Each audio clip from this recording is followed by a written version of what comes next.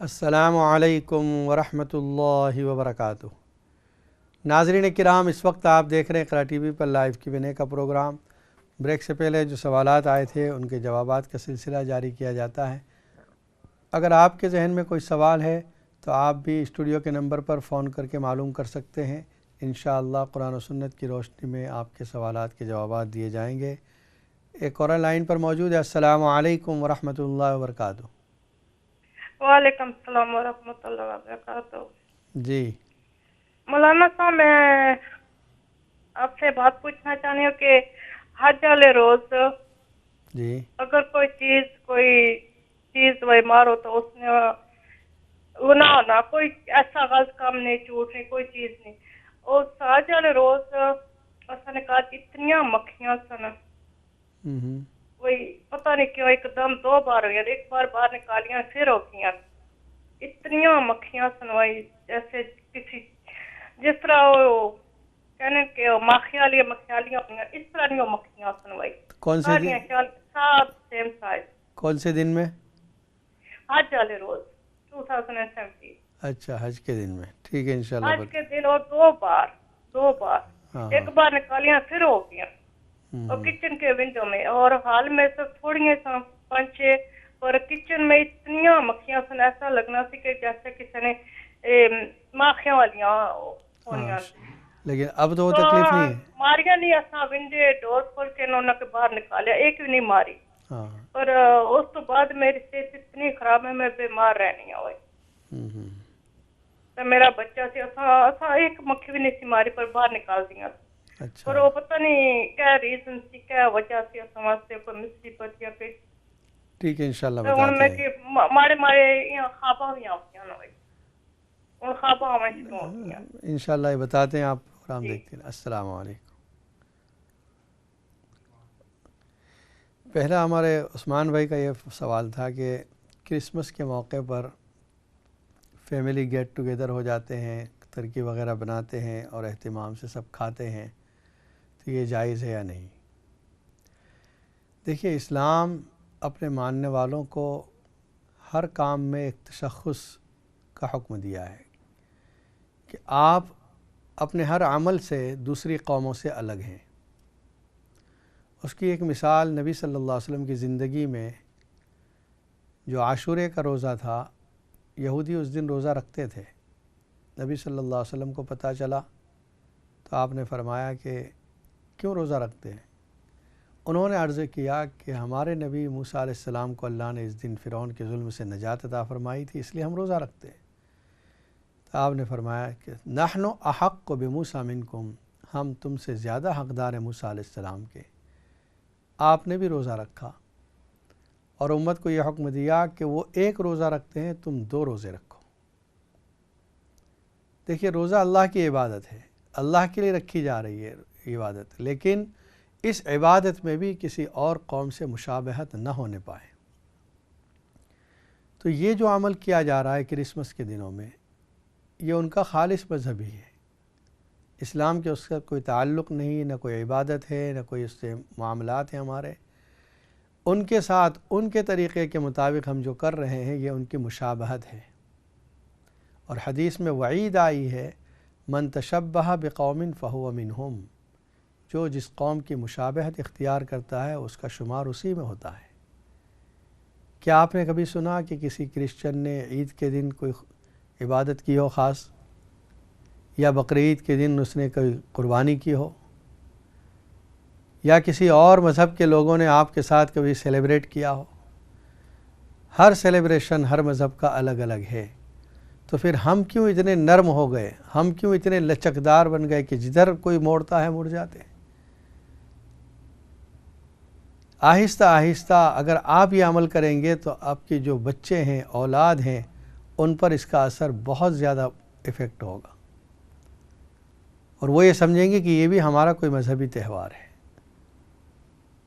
इसलिए हमें ऐसी बातों से बिल्कुल परहेज़ करना चाहिए। अगर आप ईद के दिन इस तरह के खाने बना लेते हैं जो वो खाते हैं, ठीक है, आपने बना लिया खाना, तरकी आपको खानी ईद के दिन खा लें या और किसी दिन खा लें, क्रिसमस ही के दिन क्यों?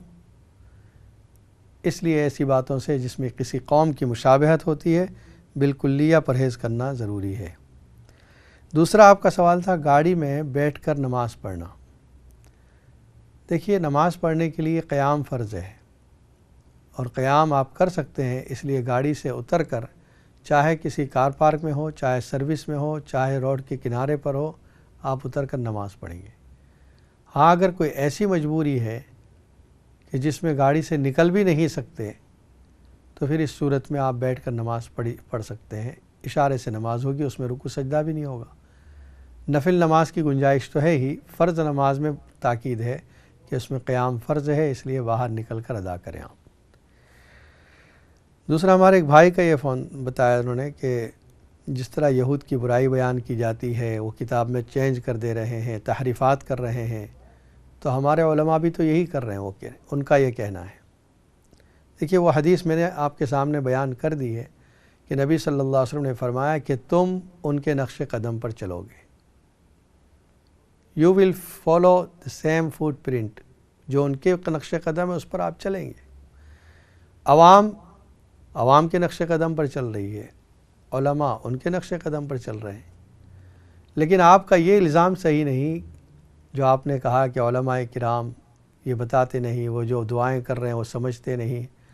دیکھیے قرآن کا پڑھنا، سیکھنا، اس کا سمجھنا ہر مسلمان پر انفرادی طور پر لازم اور ضروری ہے۔ جس طرح آج ہم اپنے بچوں کو قرآن سکھا رہے ہیں اور اس کے الفاظ بچے یاد کر رہے ہیں، حافظ ہو رہے ہیں، یا اندر دیکھ کر بائی لوکنگ وہ پڑھ سکتے ہیں، یہ پہلا درجہ ہے قرآن کا۔ دوسرا درجہ یہ ہے کہ عربی زبان سیکھی جائے اور قرآن کیا کہہ رہا ہے وہ بھی سمجھا جائے، یہ بھی ضروری ہے۔ اور بہت سے مدرسوں میں یہ سلسلہ شروع ہے، قرآن کی زبان سکھائی جا رہی ہے، عربی زبان کو گرامر کے ساتھ سکھایا جاتا ہے، قرآن کیا کہہ رہا ہے اس کی تفسیر بتائی جاتی ہے، یا بہت سی مساجد میں یہ سلسلہ جاری ہے، ویکلی تفسیر پروگرام ہوتا ہے جس میں یہ بتایا جاتا ہے کہ قرآن کے اس آیت کے کیا معنی ہے۔ تو اس کا مطلب یہ ہے کہ علماء کی طرف سے کوششیں جاری ہیں، مدارس، مساجد یہ ایک رول ادا کر رہے ہیں، رول پلے کر رہے ہیں، لیکن اب عوام کی ذمہ داری ہے کہ اس مسجد سے، مدرسے سے، علماء سے جڑیں، اپنے بچوں کو ان کلاسوں میں بھیجیں جس میں عربی زبان سکھائی جاتی ہے۔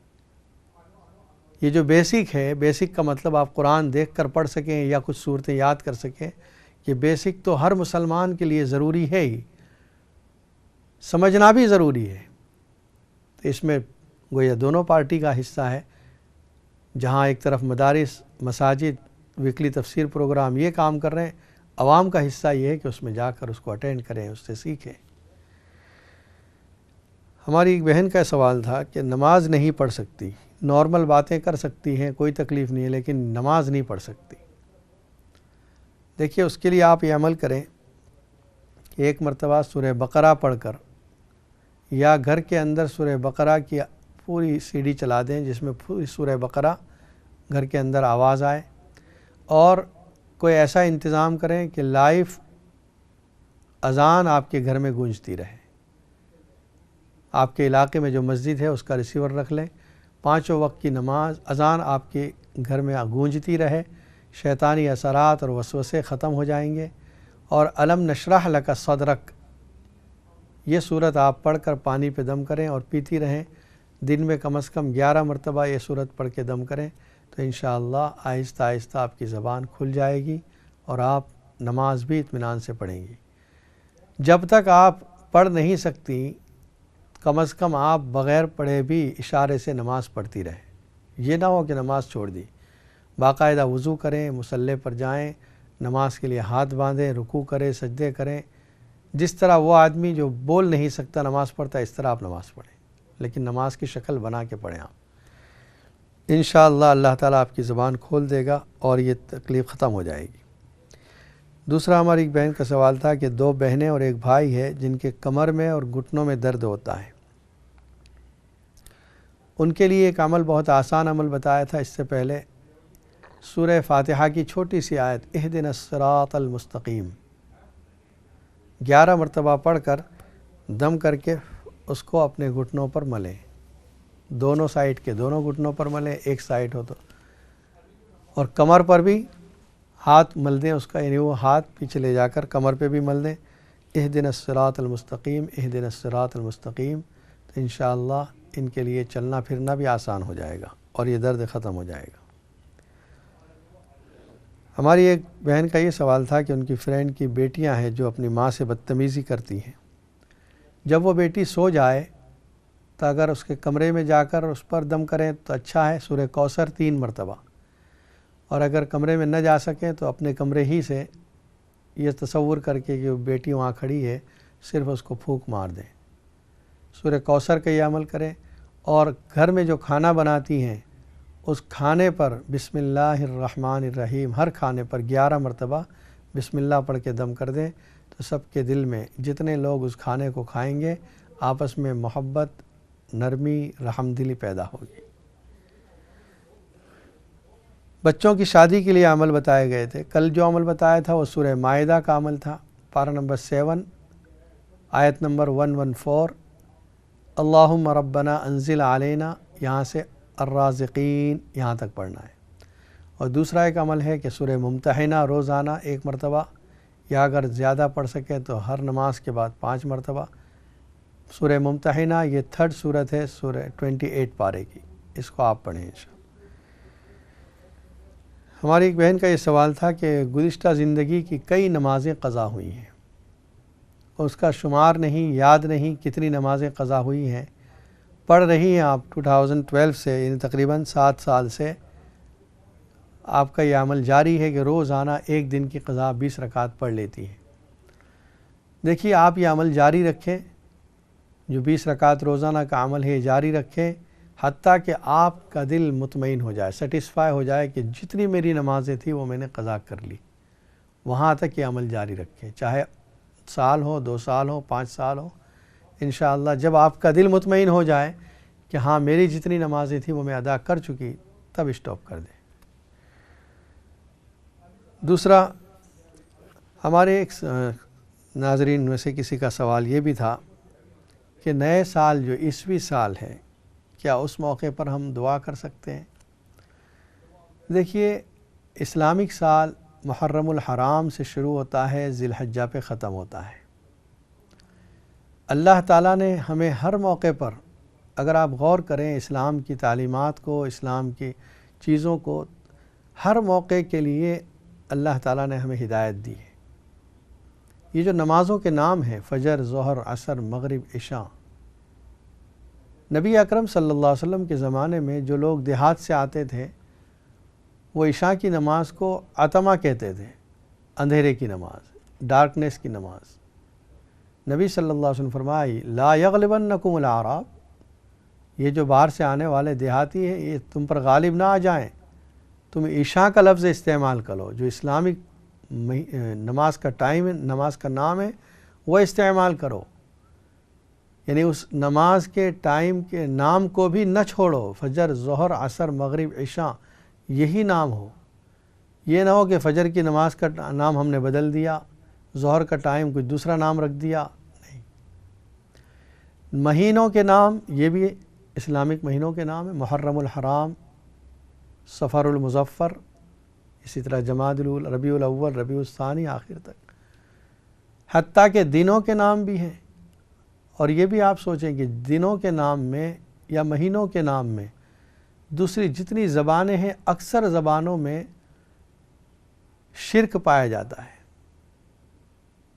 جنوری، فیبروری، مارچ، اپریل آپ دیکھیں، اس پر ریسرچ کریں، یہ سب مشرکانہ نام ہیں، لیکن محرم الحرام سے ذی الحج تک کسی میں شرک نہیں۔ 7 دن کے نام یوم الاحد، یوم الاثنین، پہلا دن، دوسرا دن، تیسرا دن، چوتھا دن، 5واں دن، جمعے کا دن، سبت، یوم السبت، سیٹرڈے، اس میں بھی کہیں شرک نہیں پایا جاتا۔ گویا اسلام کی تمام چیزوں کے اندر شرک سے بیزاری ہے اور خاص نام دیے گئے۔ اب اگر دوسرا ایک سلسلہ چل رہا ہے جو عام ہو چکا ہے، جس کو ہم عیسوی کیلنڈر کہتے ہیں، مسیحی کیلنڈر کہتے ہیں، وہ پوری دنیا میں رائج ہے، اس کو ہم استعمال تو کر سکتے ہیں، لیکن ہمارے اپنے کاموں میں اسلامی تاریخ کو رواج دینا چاہیے۔ جو کام ہمارے اپنے گھر کے کام ہیں، اسلامی کام ہیں، مثال کے طور پر کسی عورت کا مسئلہ ہے، عدت کے متعلق ہے، تو اس کو چاہیے کہ اسلامی مہینے سے حساب رکھے۔ اسی طرح ہمارے گھر کے اندر کوئی کام کاج ہونے جا رہا ہے، شادی وغیرہ، تو اس میں اسلامی تاریخ کو رکھے۔ اگر انگلش تاریخ کو ضروری سمجھتے ہیں تو دونوں تاریخ کو ساتھ میں رکھیں۔ یعنی کہیں ایسا نہ ہو کہ کسی زمانے میں جا کر ہم یہ تمام ناموں کو چھوڑ دیں، اسلامی تاریخ کو ہم ختم کر دیں۔ اس وجہ سے تاریخ کی اہمیت ہے۔ نبی اکرم صلی اللہ علیہ وسلم نے جب سے ہجرت فرمائی وہاں سے یہ کیلنڈر شروع ہوا ہے، اس کو ہم اپنے عمل میں کم از کم یاد کرنے کے اعتبار سے یا گھریلو خانگی امور کے اندر اس کو جاری رکھیں۔ جہاں تک دوسرا ہے عیسوی کیلنڈر، اس کو ہم استعمال میں تو لا سکتے ہیں، لیکن اس موقع پر دعا کرنا، یہ سال شروع ہو رہا ہے اس لیے ہم دعا کر رہے ہیں، یہ صحیح نہیں۔ یہ تو پھر ایسا ہوگا جس طرح ہم ہر مہینے کے شروع میں چاند دیکھ کر دعا کرتے ہیں تو ہر مہینے کے شروع میں یہاں بھی دعا ہونے لگے گی، یہ صحیح نہیں۔ ٹھیک ہے، کام کاج کے لیے دنیا میں اور ضروریات زندگی ہیں تو ہم اس کے لیے استعمال کر رہے ہیں اس کیلنڈر کو، لیکن اصل ہمارا کیلنڈر جو ہے وہ اسلامی کیلنڈر ہے، اس کو باقی رکھا جائے۔ اپنے بچوں کو نام بھی یاد کرائیں، مہینوں کے نام کیا ہیں، نمازوں کے ٹائم، نمازوں کے نام، نمازوں کے اوقات، یہ سب ان کو بتایا جائے۔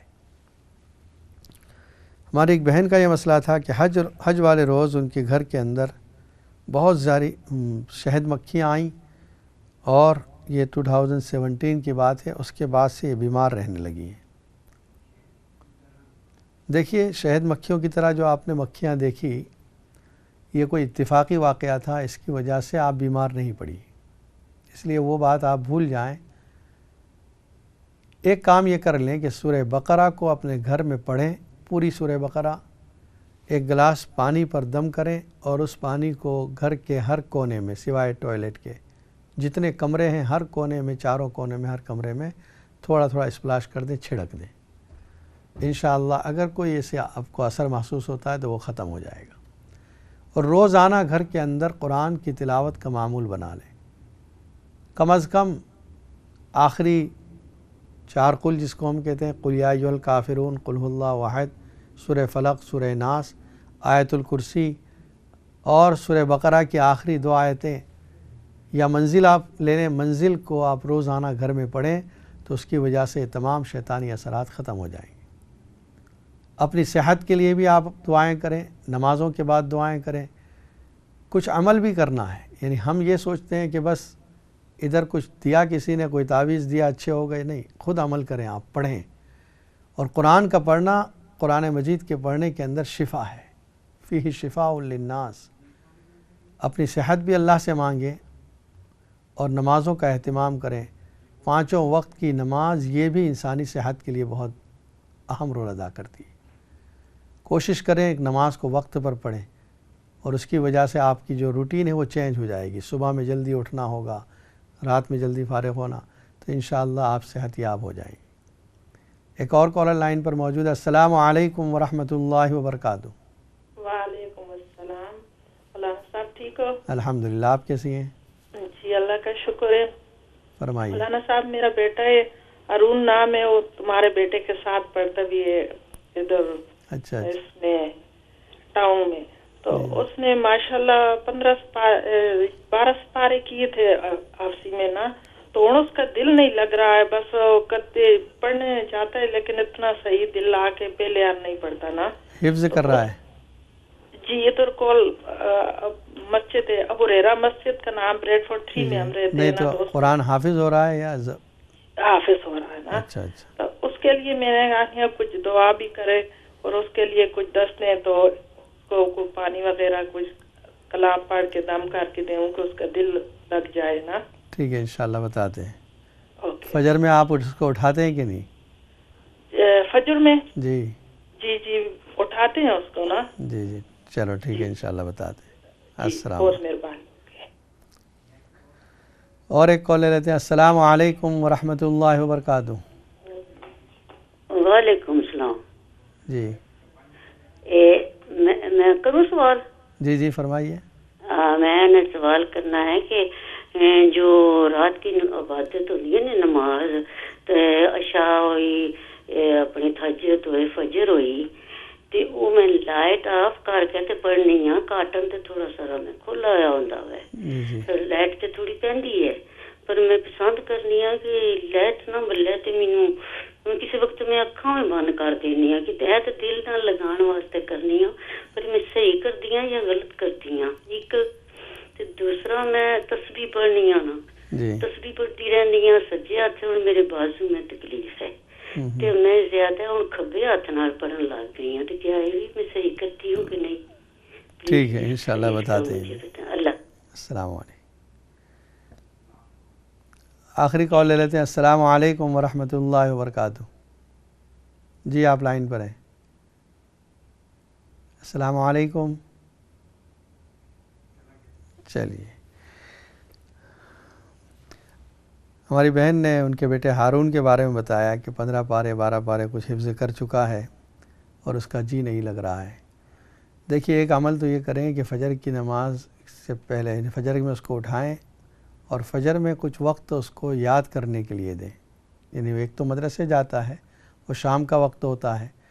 پرابلم یہ ہے کہ جب بچے اسکول سے آتے ہیں تو ذہنی طور پر تھک جاتے ہیں، چاہے جسمانی طور پر تھکے نہ، لیکن ذہنی طور پر مینٹلی وہ تھک جاتے ہیں. اگر فجر میں اسکول جانے سے پہلے تھوڑا سا وقت اگر یاد کرنے پر لگ جائے، چاہے آدھا گھنٹہ ہو، پون گھنٹہ ہو، تو یہ وقت فریش مائنڈ ہوتا ہے ان کا، اس وقت وہ جلدی یاد کرتے ہیں. تو اس کو آپ تجربہ کریں. سورہ اعراف کی آیت جو ابھی تفسیر میں چل رہی ہے، سورہ اعراف 9 پارے میں ایک آیت ہے، آپ کا بچہ اس کو نکال کے دے دے گا. اس آیت کو ایک الگ پیپر پہ لکھ دیں یا اس پر نشان لگا دیں. جب بھی سبق یاد کرنے میں لگے تو اس آیت کو 3 مرتبہ پڑھیں، اس کے بعد سبق یاد کرنا شروع کریں.